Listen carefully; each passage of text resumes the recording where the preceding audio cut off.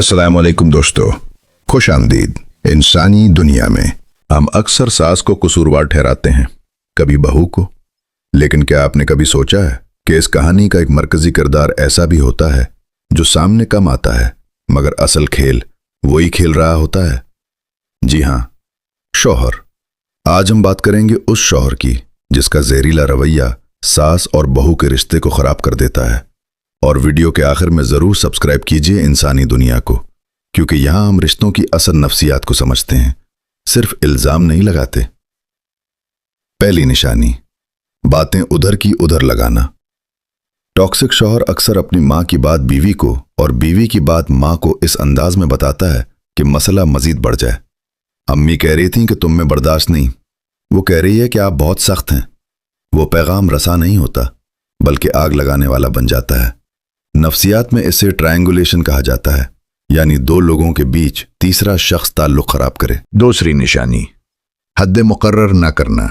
हर शादीशुदा मर्द की जिम्मेदारी होती है कि वो हुदूद वाज़े करे, लेकिन टॉक्सिक शौहर कभी अपनी मां को नहीं रोकता और कभी बीवी को नहीं समझाता।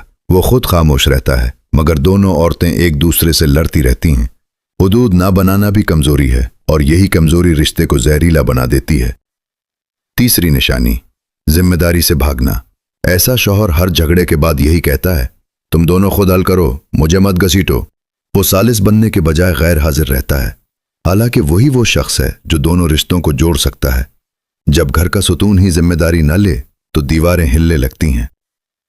चौथी निशानी, एक को तरजीह देना, दूसरे को नजरअंदाज करना। अगर शौहर हर बात में सिर्फ मां की सुने या हर बात में सिर्फ बीवी का साथ दे तो अदम तवाजुन पैदा हो जाता है। समझदार शौहर इंसाफ करता है, टॉक्सिक शौहर जानिबदार होता है और जानिबदारी रिश्तों में जहर घोल देती है। पांचवी निशानी, बातचीत से गुरेज करना। टॉक्सिक शौहर मुश्किल गुफ्तगू से बचता है। वो खुलकर बात नहीं करता, ना अपनी बीवी से ना अपनी मां से। नतीजा, गलतफहमियां बढ़ती जाती हैं। नफ्सियात कहती है कि खामोशी अक्सर मसला हल नहीं करती बल्कि उसे अंदर ही अंदर पका देती है। छठी निशानी, इना का मसला। कुछ मर्द समझते हैं कि घर में उनका फैसला आखिरी है। वो अपनी गलती नहीं मानते, ना किसी की बात सुनने को तैयार होते हैं। ऐसा रवैया सास और बहू दोनों को गैर महफूज बना देता है। जब शौहर की इना बीच में आ जाए तो रिश्ता ताकत का खेल बन जाता है, मोहब्बत का नहीं।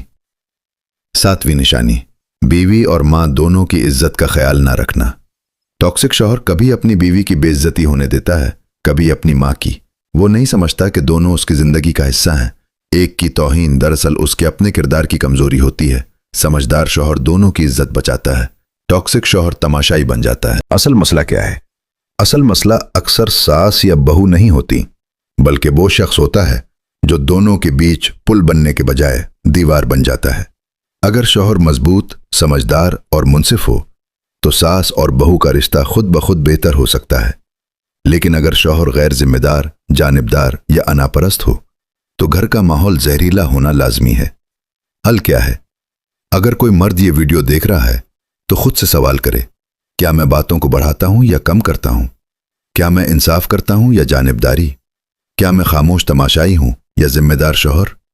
रिश्ता संभालना ताकत नहीं, शऊर मांगता है।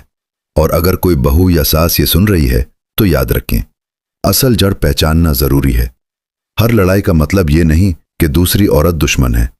कभी कभी मसला बीच में खड़ा शख्स होता है, क्योंकि याद रखिए, घर तब टूटता है जब जिम्मेदारी लेने वाला शख्स खामोश हो जाए, और घर तब बनता है जब कोई एक शख्स इंसाफ और मोहब्बत को अपनी अना पर तरजीह दे दे। अगर आप चाहते हैं कि आपके घर के रिश्ते मजबूत हों तो सबसे पहले शऊर पैदा कीजिए। अभी सब्सक्राइब कीजिए इंसानी दुनिया को, जहां हम सच को नर्म अल्फाज में मगर वाज़ेह अंदाज में बयान करते हैं। वीडियो को लाइक करें, शेयर करें और कमेंट में बताएं, क्या आपके ख्याल में शौहर का किरदार सास बहू के रिश्ते में सबसे अहम होता है?